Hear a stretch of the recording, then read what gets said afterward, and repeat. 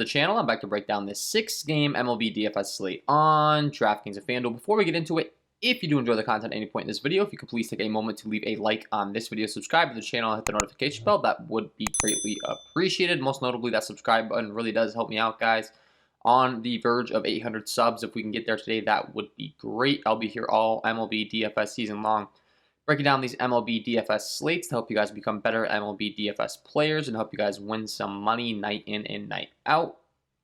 Do greatly appreciate the support, and I promise that I will be working hard on these videos to give you guys the most insightful free content possible. If you are interested in some even more insightful content, I do offer a premium package that's linked below in the description. You get access to all the same tools that I use in building my own lineups, off to a great start in MLB DFS. You get access to my starting pitcher data sheet, a high hitter StatCast data, splits leaderboard, team ending data, my bullpen data, my power rankings, and my cheat sheet. And I've also been working on uploading some exclusive later breakdown audios, kind of like a podcast format, where I upload it later in the day, give you a little bit more insightful a breakdown when things come out, like umpire data. We have more of an idea of weather in certain spots, lineups are out, that kind of thing. So check that out if interested. And with that being said, let's go and start breaking down the slate. Also, do not forget to stay tuned to the end of the video for my home run call of the day. And with that being said, let's get into it. The top guy on the slate as far as K rate today is going to be Yu Darvish. I'm going to go ahead and break down the pitchers that we want to play first, and then we'll get into bats. And Darvish leads this slate by a pretty wide margin as far as strikeout rate is concerned. 30.8% K rate overall, 13.3 swinging strike rate, 35.7% K rate against righties, and a 26.6% K rate against lefties. Definitely very good across the board.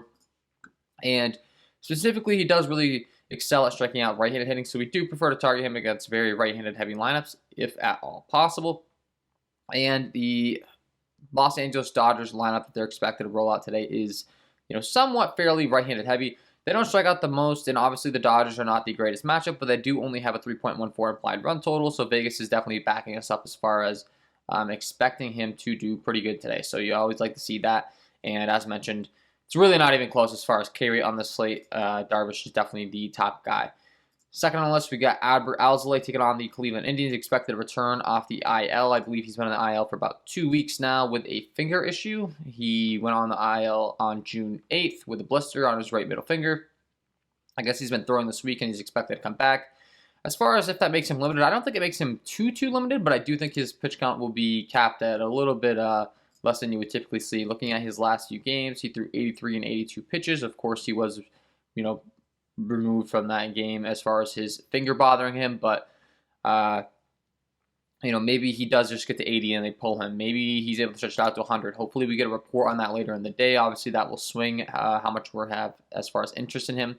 27.4% K overall, a 31% K rate against righties, and a 23.6% K rate against lefties. Very good against right-handed hitting, not so good against left-handed hitting, and that's when things also come into play here, because the Cleveland Indians definitely have a very left-handed heavy lineup. So that's less than ideal. The one thing that we can say is there's 12 mile-an-hour winds blowing straight in from center in Wrigley Field today in Chicago, which is the field that is most impacted by wind. So if the wind's blowing out, it's very significant. If it's blowing in, it's very significant. And of course, anything around 10 miles or more, once again, hate to abuse the word, but is significant. So, that's definitely something that you can keep an eye on today and feel pretty confident about playing those pitchers in Wrigley Field more than you typically would without that win. Tyler Mahle taking on the Minnesota Twins could definitely be a great option today. 26.3% K overall, a 27.4% K rate against righties, and a 25.1% K rate against lefties. Pretty good across the board as far as K rate is concerned, and he's taking on a Minnesota squad today that's been striking out quite a bit. They do have a 4.62 implied run total. It's expected that Byron Buxton's going to be back in the lineup. Of course, that's going to help the Twins quite a bit there. But with that being said, Mahle is a 120 favorite. I think he definitely has a lot of K upside in this particular matchup, and that's plenty of reasons to have interest in him on a slate that's not the largest. He's definitely going to be one of the top throwing arms on the slate today. Jake Odorizzi taking on the Baltimore Orioles. Honestly, I'm not the most interested in him. He's been giving up a lot of hard contact. His K rate stuff is pretty good, but this Baltimore squad actually hasn't been striking out the most lately. So, definitely still have interest in him. The Baltimore Orioles aren't the most loaded lineup in the world, but they have been pretty hot, to be honest. And I just think that I'd rather go to some of these other options on the slate today. One thing that I do keep an eye on as far as my pitchers and their K upside is umpire data and K props as far as Vegas is concerned. So, that of course might sway me one way or another, but as of right now, Jake Odorizzi, not really too interested in him.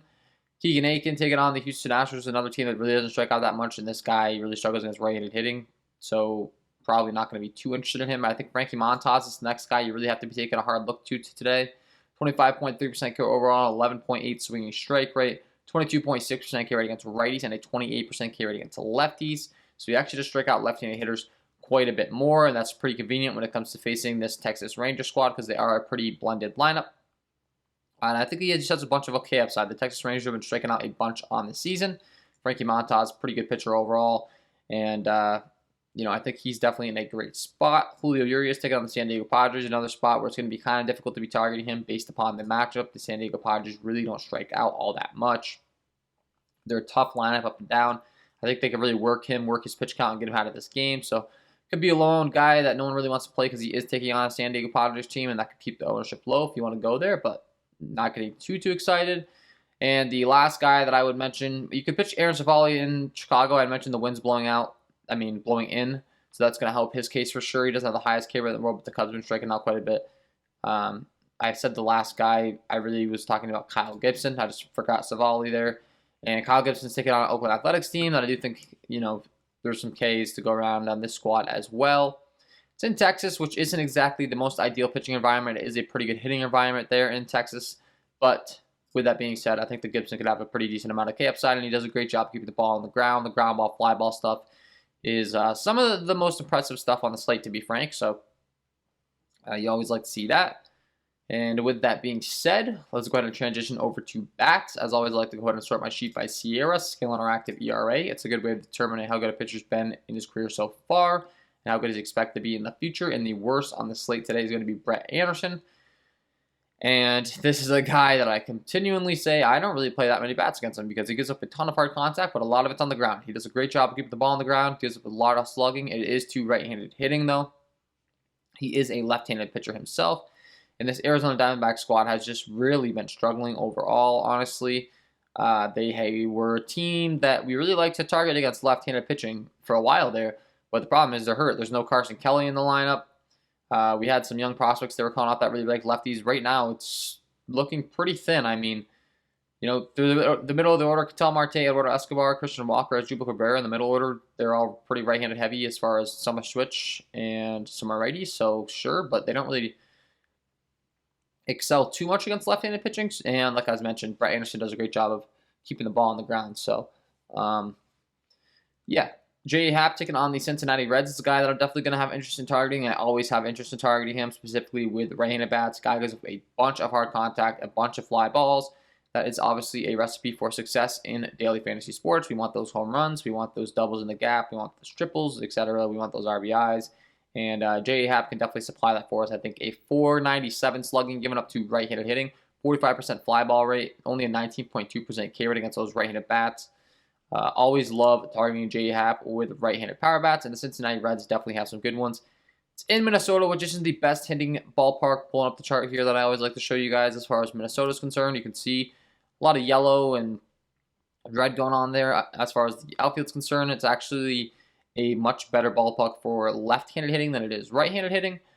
But with that being said, with the amount of hard contact that J.A. Happ gives up and the fly balls, I still think that we can target these guys. Some of these guys are going to have the opportunity to hit the ball a long way. There are 11-mile-an-hour winds blowing out to center.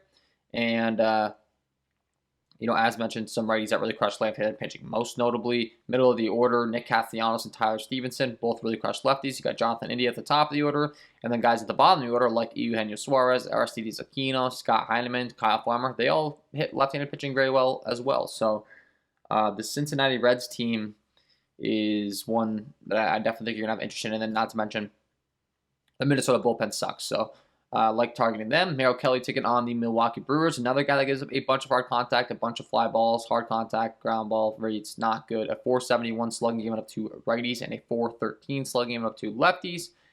Is a lot worse against right-handed hitting, actually, but let's be honest, Merrill Kelly, he's not that great against either side of the plate, so definitely like targeting him.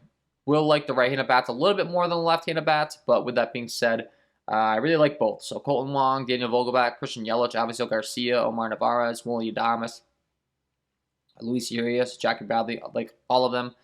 If I had to pick my favorite bat in the lineup, it probably would be Avisail Garcia in that cleanup spot because he's a righty against those splits. And his lineup position, he should have plenty of opportunity to bat those guys around if those leadoff hitters are able to get on base one way or another, whether they're able to walk or slap some singles around. Avisail Garcia should be in a good opportunity or a good spot to knock those runs in. Kyle Gibson taking on Oakland. He's another guy that does give up quite a bit of hard contact, but as mentioned, does a great job of keeping the ball on the ground. So Oakland is a viable option today. Not really one that I'm getting all too excited about, I would say, at the top. But this is something that when I dig into pitch data, if Kyle Gibson displays that he throws to these guys pitches that they really excel at hitting, my story might change there. But as of now, I'm not the most interested. Aaron Savali taking on the Chicago Cubs. The Cubs, I'm not all too interested in stacking up because of that win. I'm going to have a hard time stacking up teams in Wrigley with the wind blowing in, to be honest. Unless the pitcher's really, really bad. And I don't think that these guys in this game that are pitching today are that bad. They might struggle a little bit in this game, might get hit around a little bit, but not to the point of where I think that they're going to be giving up runs with that wind factored in. Jake Odorizzi taking on the Baltimore Orioles. I do think that you could stack up the Orioles today. I had mentioned that I'm not all that interested in Odorizzi, to be honest. And he does give up a bunch of hard contact. The second most hard contact on the slate, the ground ball, fly ball stuff, is terrible. He actually he definitely does. He has the worst ground ball, fly ball rates on the slate. 372 slugging given up to righties. And a 418 slugging given up to lefties. So most notably really does struggle against those lefties, but does give up hard contact to both sides. And I think this Orioles offense is starting to heat up a little bit. Their pitching has been terrible, but their offense has definitely been there. So Cedric Mullins at the top of the order has been hot. Really going to like him. Freddie Galvis, Trey Mancini, Anthony Santander, Ryan Mountcastle hit 3 home runs recently. DJ Stewart. I definitely think that you can be stacking up these Orioles. I definitely think they're going to be low owned. Could pay off in a big way for you in tournaments. So no issues with that. Same game, the Houston Astros taking on Keegan Aiken. Terrible ground ball, fly ball rates. Gives up a bunch of hard contact against right-handed hitting. He's a left-handed hurler, a 429 slugging given up. Ground ball, fly ball stuff's terrible. Has a walk issue as well, so he will allow some traffic on the base paths. And the Houston Astros have a 5.65 implied run total. So definitely going to have to like the Houston Astros today. Jose Altuve, Chas McCormick, Yusuke Gurriel, Carlos Correa, Abraham Toro is better against left-handed pitching than right-handed pitching. Same thing for Martin Maldonado. Then you got Miles Straw at the bottom of the order who has some speed. He can really steal some bases if he gets on. So like the Houston Astros stack, I'm sure they're going to be very popular today. If you want to get contrarian, make sure you're throwing those lefties in your lineup. Guys like Michael Brantley, Yordan Alvarez. I think they might be lower owned than they typically would be because it is a left-handed pitcher to start this game up. But if they can get him out of the game early, they're going to get to go to that Baltimore Orioles bullpen, which has been terrible. So you got to like that. I mentioned Alzolay struggles against left-handed bats. I know the wind's blowing in, but he is really, really bad against left-handed bats. A 472 slugging given up. Ground ball, fly ball stuff is terrible. Also has a walk issue. And the Cleveland Indians could be a low-owned stack that pays off for you. It's really hard for me to stack up with that wind, as I mentioned. But, I mean, these lefties, there's a lot of lefties in this lineup, and Alzolay's splits are very noticeable. So, Jose Ramirez, Eddie Rosario, Bobby Bradley, Josh Naylor, Bradley Zimmer, I do think is going to be a viable stack today. Just can't avoid it, honestly, as far as that stuff's concerned. And then anyone else on the slate, these two guys here before we let you guys go, Frankie Montas and Tyler Mahle have a very similar repertoire. Very, very good against right-handed hitting. They struggle against lefties when they do struggle. So I do think that you could stack up the lefties against Montas and the lefty against Mahle if you want a lower-owned stack. For the Twins, you get Jorge Polanco, Trevor Leonard, Max Kepler, not the most amount of lefties. And then the Rangers, you have Nate Lowe, Joey Gallo, Willie Calhoun, and Jonah Heim. So I think that's a viable one to be going to today. And that is all from me as far as this breakdown of the slate. Before I let you guys go, I got to give you my home run call of the day. Let's get into it. And my home run call of the day today is going to be Nick Castellanos taking on J.A. Happ. His hard contact issues against righties really stand off the page, and it's the fly ball issues as well.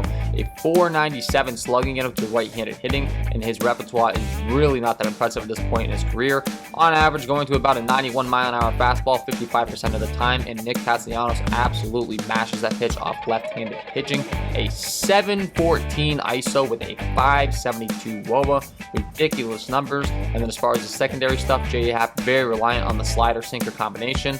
First, the slider against Castellanos, he features a 382 ISO with a 467 WOBA. And then when going to that sinker, that's not an issue either because Castellanos features a 357 ISO with a 629 WOBA. Ridiculously good spot here for Nick Castellanos. Might be a popular option tonight, but one that I think you cannot avoid in your lineups because this is just way too good of a spot to pass up. Has multiple home run upside. Get him in your lineups because he is my home run call of the day.